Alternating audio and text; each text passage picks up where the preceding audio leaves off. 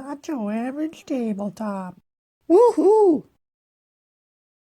Welcome to Nacho Average Tabletop. I'm Zach, And I'm Pepper.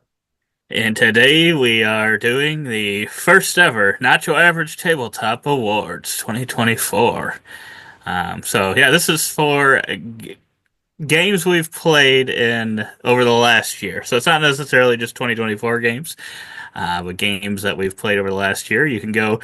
Uh, we will not be having a Game of the Year award, but you can go check out our top 10 new to us games of 2024 video that we put out, I think like a week ago or so.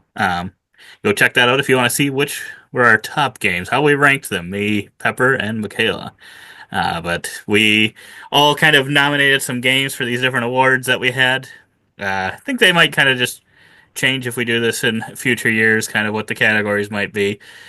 We had a couple unique categories, but yeah, we we tried to come up with some that I feel like we didn't necessarily have a specific boundaries of what things meant, but Yeah. came up with winners anyway. So yeah, we each nominated them, and then we kind of ranked them, and then sort of put those into got a top one or two, and then kind of decided on final winners. But I think we got so a winner and then two kind of honorable runner-ups. Yes, for most of these. Okay.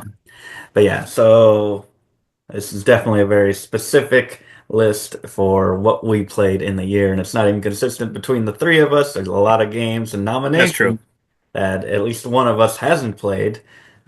So it's a pretty crazy list and should be taken 100% seriously.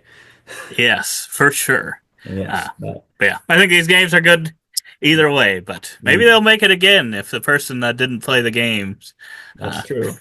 they probably can't win again. But Yeah, I gotta take a lot of value weighted on that person's pick, but we will see. Our first category is Meeple of the Year. This is a category I don't know if we've seen anyone else do. I'm sure someone has, but Meeple of the Year, and the winner ended up being Wondrous Creatures with those awesome creature riding meeples, which is just such a unique component. And I don't know if I mean, obviously they're great on their own, but I think that is the factor that does elevate these ones to the next level to receive high rankings from all of us.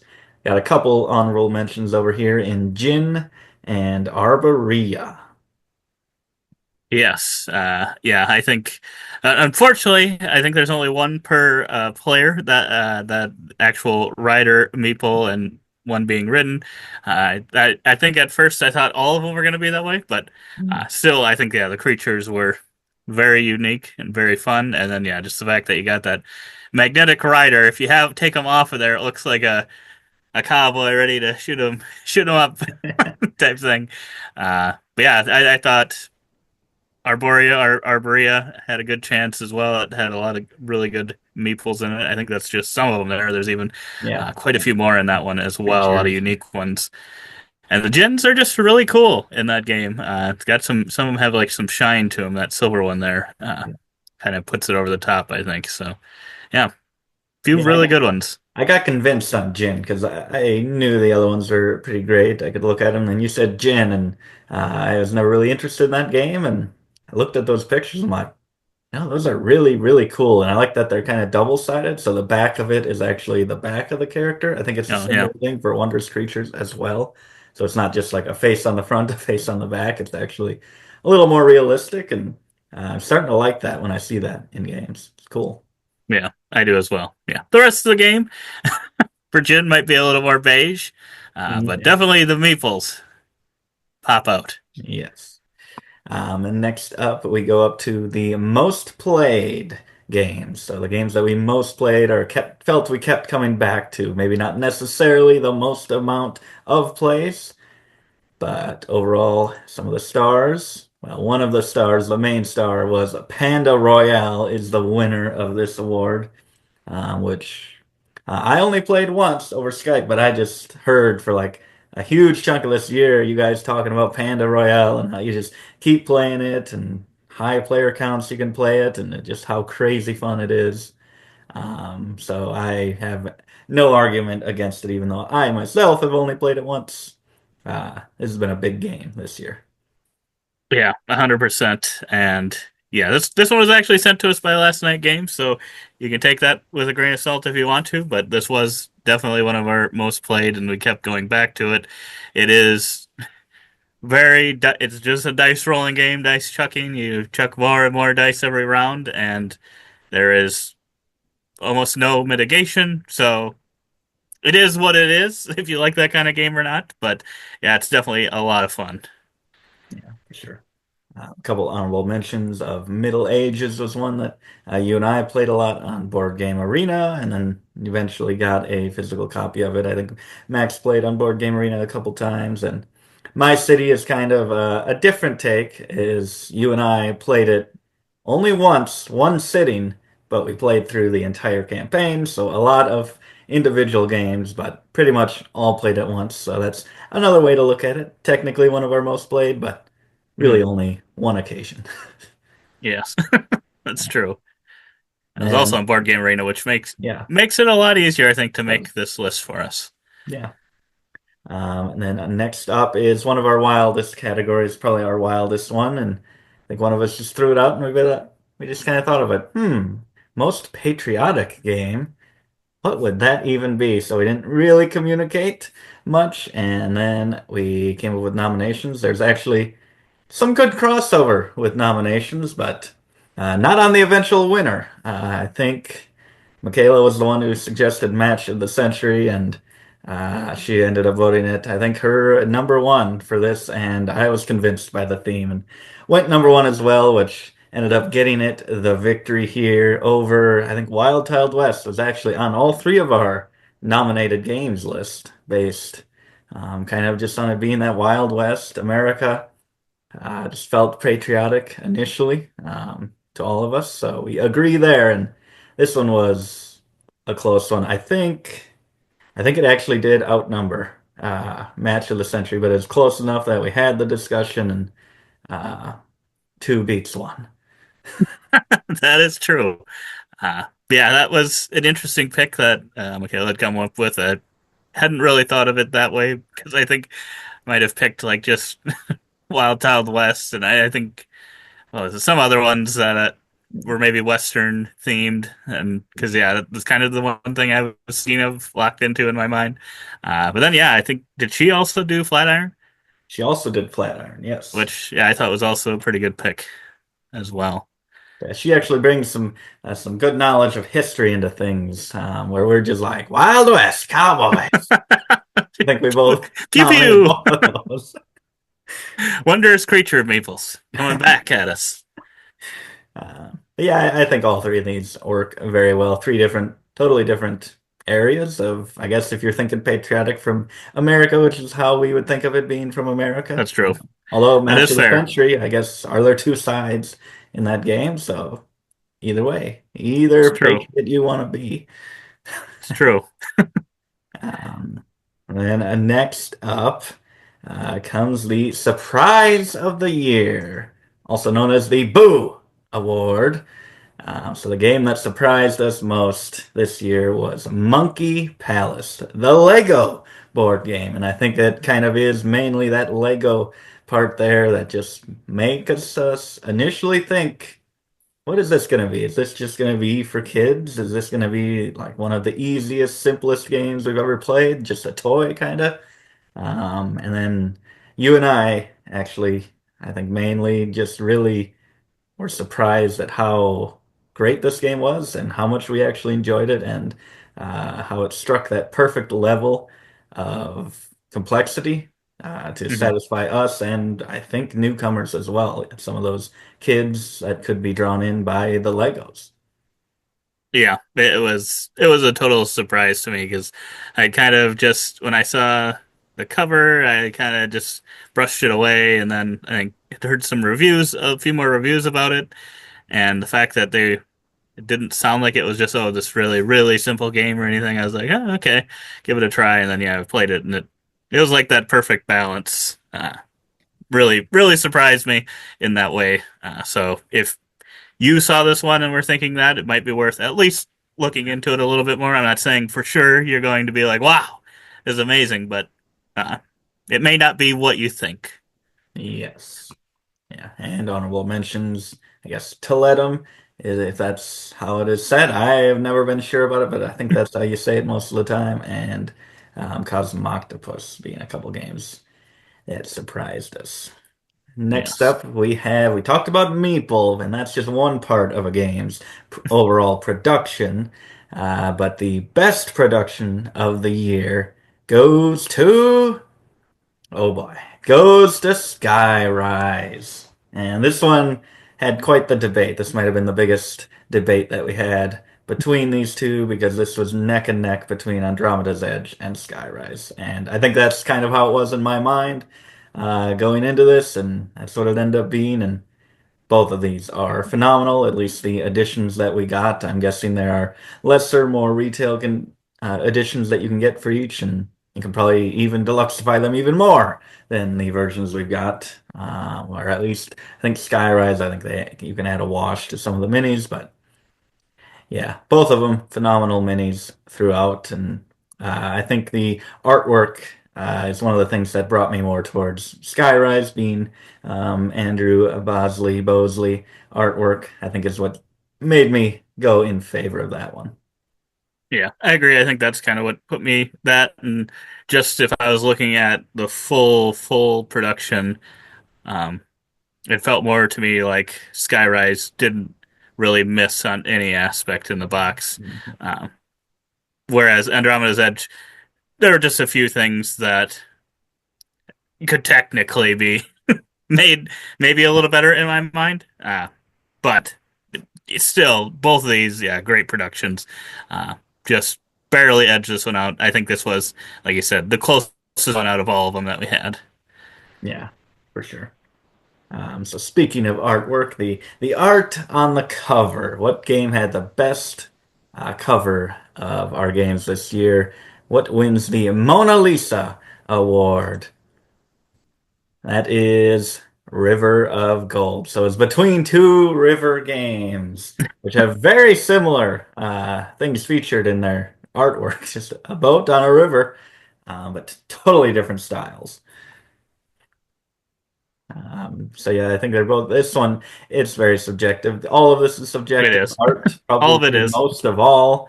Um, and yeah, I think there's a bunch of pros and cons to this one. I think Riverside gives me a little more cozy feel as you kind of zoom in and see the lights in the windows and that wintry feel, which I know from Minnesota and wanting to snuggle up inside. This gives me a little bit of that feel, and I love blue, and it's full of blue on that artwork there. But River of Gold just feels so fancy and so classic in the way, like the swish across the top. I don't always like a big like label or logo on a cover, but I think this one is done really well. I know that this text on the right here has been a negative for some, and I don't think I'm decided on that one quite yet, but overall, the artwork, everything else is just amazing. Yeah, I 100% agree. Rare Gold, I think, yeah, just makes you feel like you're going on an adventure, about to go on an adventure. But yeah, Riverside makes it feel like a whole different experience. And yeah, I don't know if it's just that for some reason, a lot of these games that have the kind of snowy, cold feel to them. A lot of those covers seem to be some of my favorites. I don't know if that is from growing up in Minnesota or if a lot of people agree with that. Let us know in the comments below maybe what your preference is on these, because yes, this one definitely is for sure subjective. Yes. Uh, Let us know which one you prefer in this one. We'd love to hear if we're totally wrong and we should have picked Riverside, but I think they're Yeah. both great, and that's the fact for all of these. Any that are even mentioned and stuff, uh, we think they're just as deserving. They just happen to go up against Yeah. slightly better competition, Yeah, for in sure. our opinion. Yes, although it might not even be our opinion. I think this is one of the most divided between our all of our nominations. I don't know what our number ones were. I don't think they were crossover or even close. So it's a pretty crazy one. But next up, we have the best filler game, or the Phil Walker Harding Award, is what we sometimes call it. I decided not to officially name it that. But the best filler goes to Panda Royale, taking its second victory. It previously won with, what was that, our most played game. So this is now, fittingly, it's also our most filler game. So just a short game that's very approachable. If you maybe got 20, 30 minutes and it's like, well, not everyone's here yet. Maybe we want to save the big game once everyone's arrived at the party. So let's just quickly play something. Panda Royale wins that award. And I think it's pretty fitting. This is a very approachable, very simple and quick, snappy game. All three of them, Middle Ages and Castle Combo, are the same as well, and those ones have really been helped by playing on Board Game Arena website, which speeds it up even more. Yes. The fact that Panda Royale can compete and defeat those not being on Board Game Arena just talks to how great it is. Yeah, I 100% agree. And I think Castle Combo ended up being one that Michaela has not played, so I'd be curious maybe once she tries it if she would change her mind on that at all. But yeah, these are all really great filler games, and yeah, Panda Royale very quick even at the higher player counts because it's all simultaneous. So Yeah, for sure. And if you like pandas, and that's your favorite theme of all time, you would nominate it for this next award, and that is the best theming. So whether it's just really well implemented theme, or if it's just a really awesome theme to begin with, the winner this year is Roll Camera, the filmmaking board game. And I'd say for me, this is a combination of both of those. I think this is a great theme that I very much enjoy. Love movies and kind of the behind the scenes of it, and I think it implements it really, really well into this game. All the different things that you get to do, building the set and setting up the cameras and the actors is just so much fun. yeah, I 100% agree. And yeah, I'm very hopeful. I love that theme a lot. And I think this next year there's supposed to be, I think, what is it, Spooktacular or something? There's Oh, one where it's in like a movie theater and you've got like the uh, horror villain or whatever going around yeah. that. And then I think there's also one called Popcorn coming out.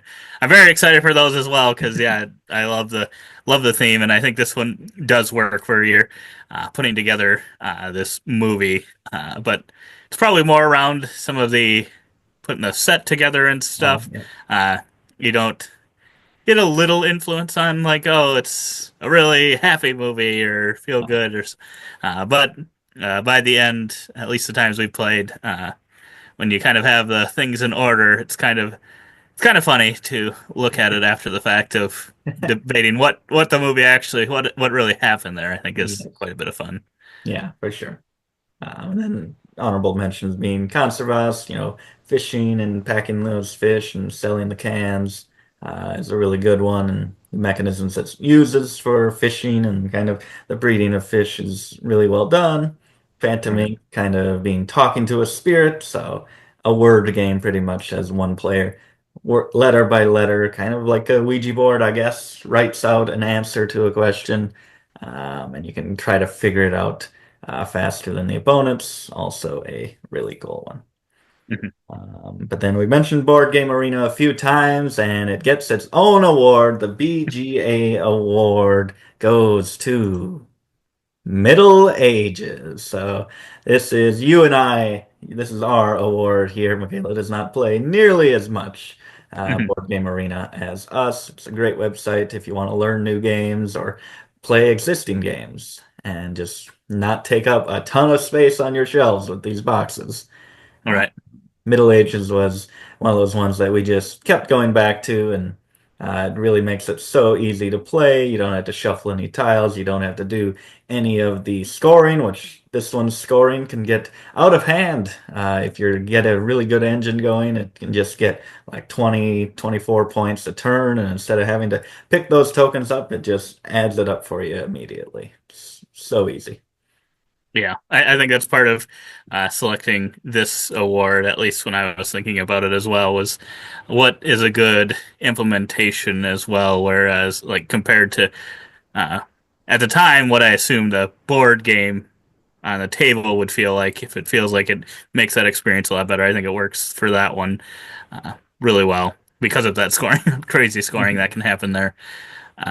And then, yeah, for the My City Roll and Build, the honorable mention, one of them, I thought that was a really good one because it's kind of one of those. So, I don't know if it's necessarily legacy. I don't know how different this one is in real life compared to like a My City or a My Island, because those are kind of you're making permanent changes. Although this one, I would assume you're getting sheets, so I don't know how many times you could do this one, but it is nice to have that. I think they also do have My City on there if you wanted to play that, and I think that's a great option versus you know having your copy that you can kind of play through once as a Yeah. campaign or whatever you want to call it. Uh, but that being able to kind of just reset and be able to do it again works really well. And then, yeah, we played Sobek, two players. I think I'd had my eye on this one a while ago and just never went about getting it and had a chance to play it on there, and it's a ton of fun. Yeah. Definitely gone back to that one. Yes, I agree. And then next up is a category about an individual piece of a game. Not a physical piece like the Meeple earlier, but a gameplay piece, the unique mechanism of the year. And this one was also hotly debated going into it, but the award ends up going to For Humors. And this is one that you championed quite a bit, so you defend this pick.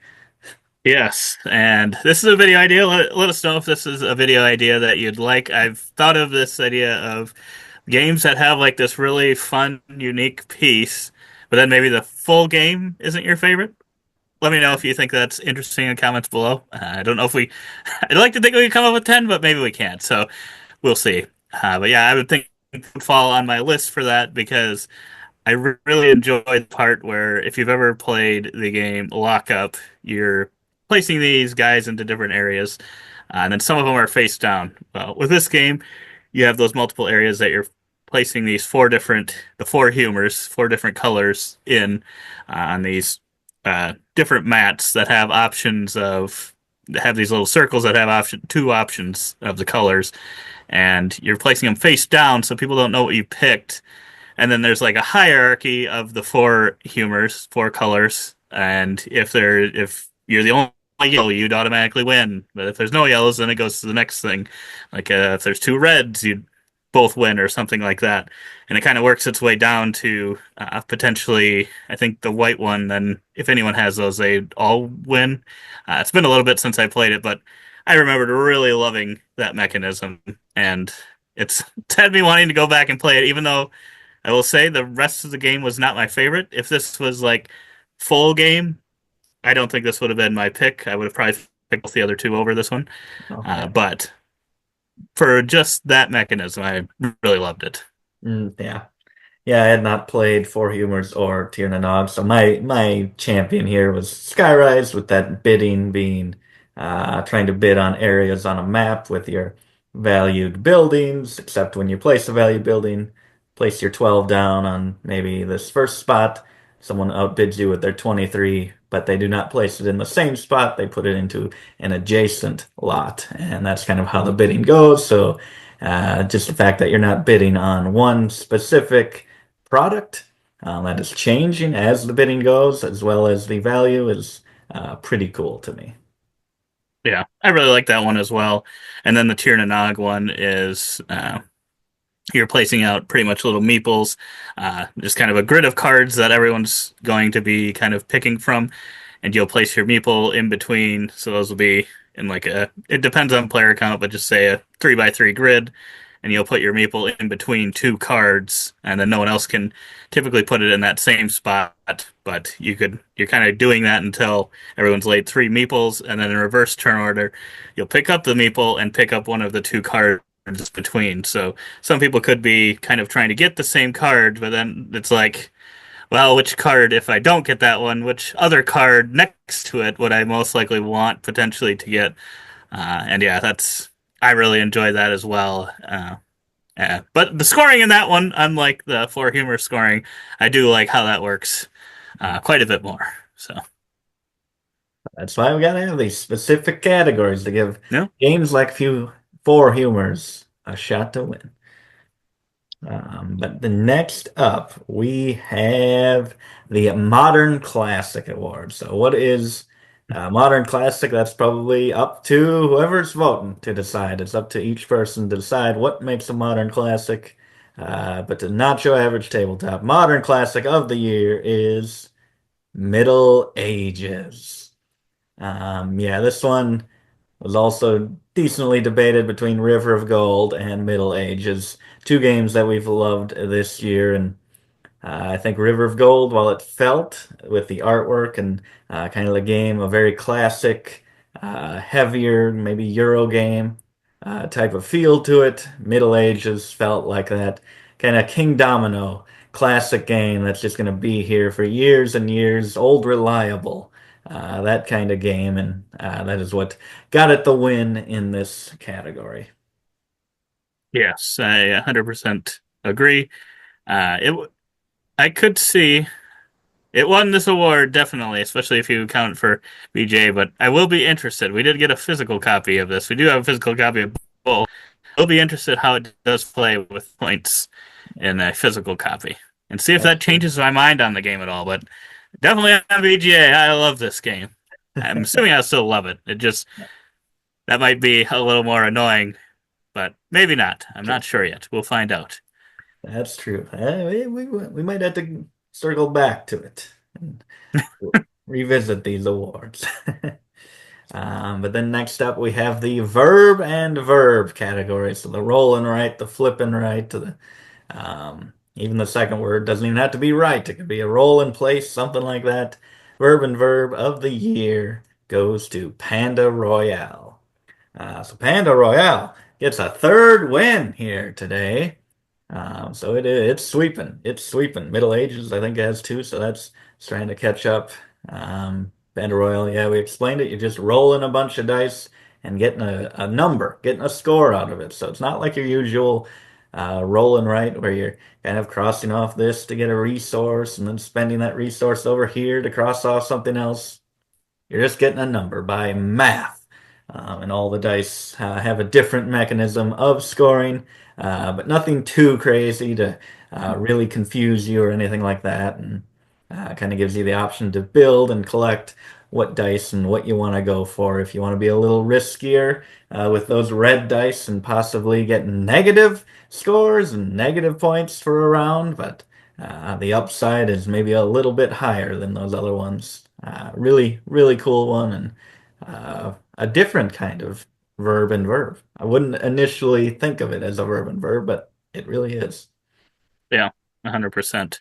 But yeah, if you do want more of that chaining, that would probably be more along the river side of games, because that one does have some of those things in it. If you like games like Gone Schon Clever and things like that, uh, that one is much more along those lines.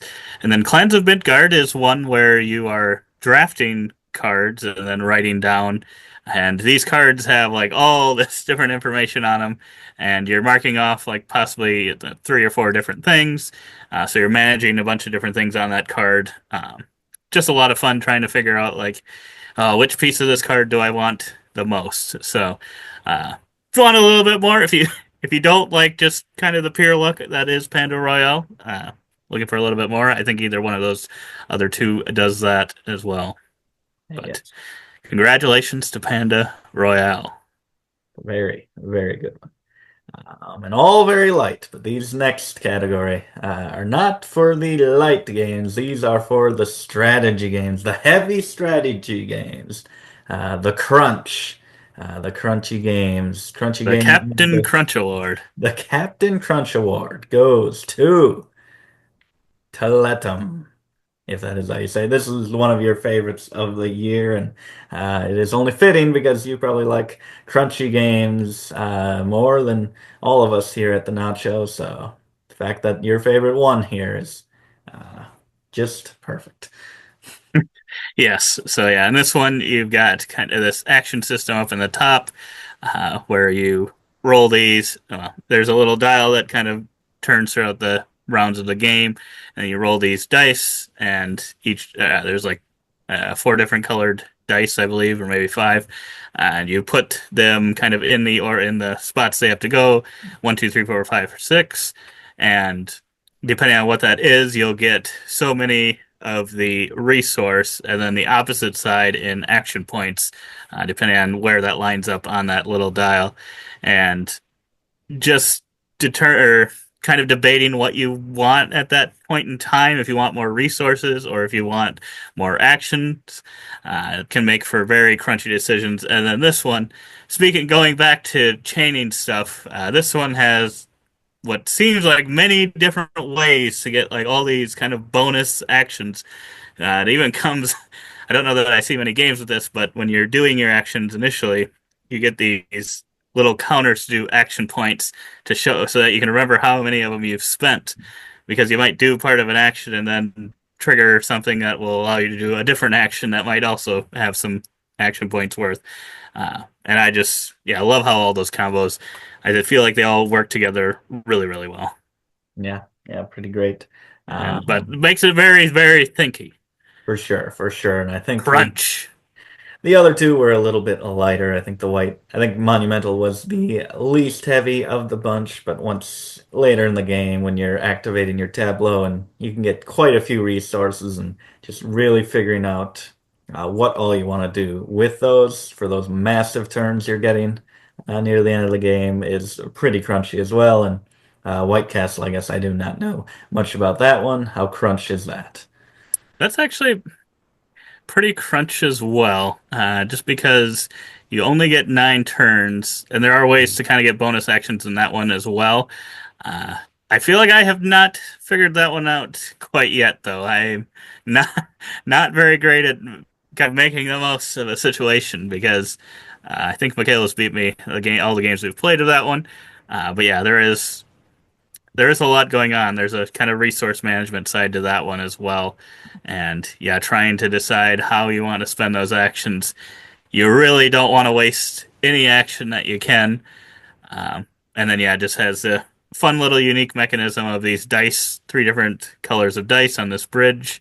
And on one side, if you take it, it's the lower die will go, or you'll put them in ascending order, and the lower one will go on the one side. And if you pick that, it's kind of like in Toledo, you'll have like a lower die total that'll trigger something. But if you do pick from that side, you get to fire off your lantern, which might give you some bonus stuff as well. So yeah, it's a fun little game as well.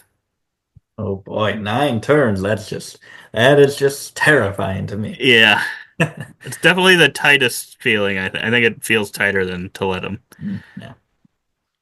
And then up next, I believe we have a two-player game of the year.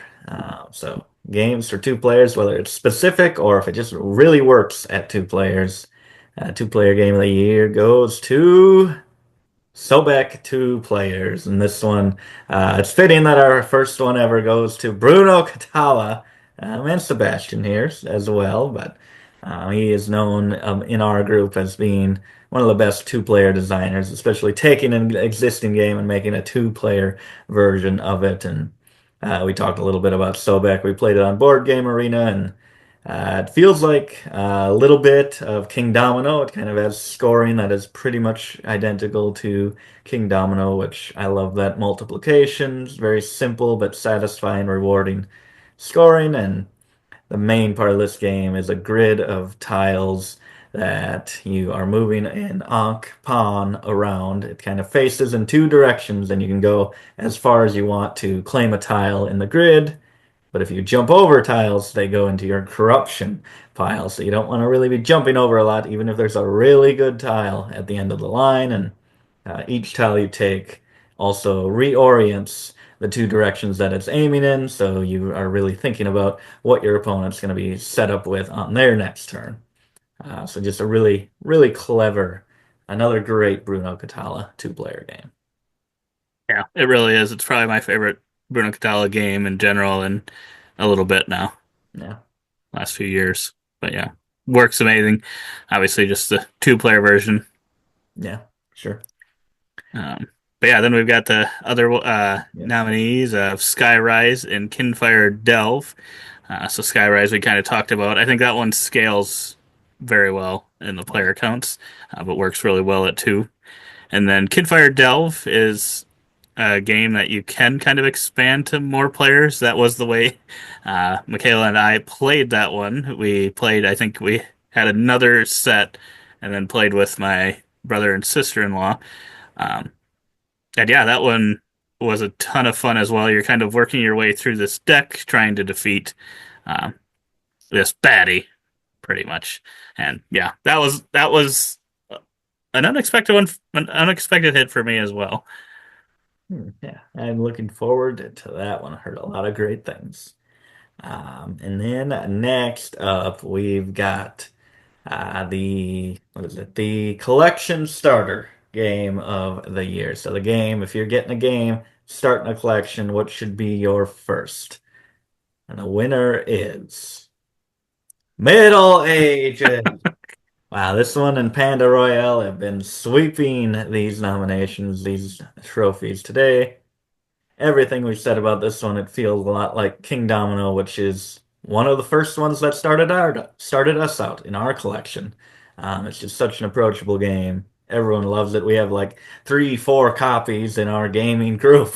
Everyone's got a set, and I think this one, if it is as good in person as it is on BGA, this could be just like King Domino with a bunch of sets in our collection. And I hope it is. I hope it works that well in person. I 100% agree. This one deserves uh, getting all these awards, in my opinion. And yeah, it's a great fun game of just getting these kind of oodle shots of points every time you place a tile. You just get a big hit of points, and it just feels really, really good.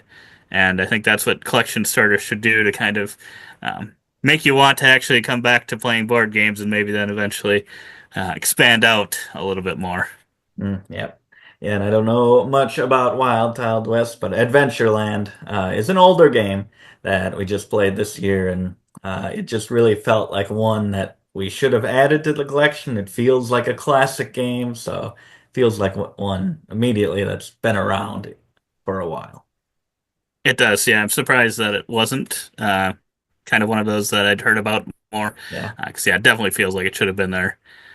Yeah, Wild Child West, polyomino game of kind of drafting and filling out your board. Another great one to start a collection, especially if you like that theme. Yes. Yeah, and that is technically the last we have for today, but the main one that people usually do cover is Game of the Year, and like we said at the start, we do not have a Game of the Year category here. If you want to hear our favorite games of the year, go check out in the description below. We should have it linked, our top 10 games that we played in 2024. Yes, but otherwise, congratulations to all the winners and all the runner-ups. They're all great games. I highly recommend them. But otherwise, let us know in the comments below what your picks would be for all those for this last year. And we hope to see you on our other videos. And as always, don't forget to keep on nibbling on our content.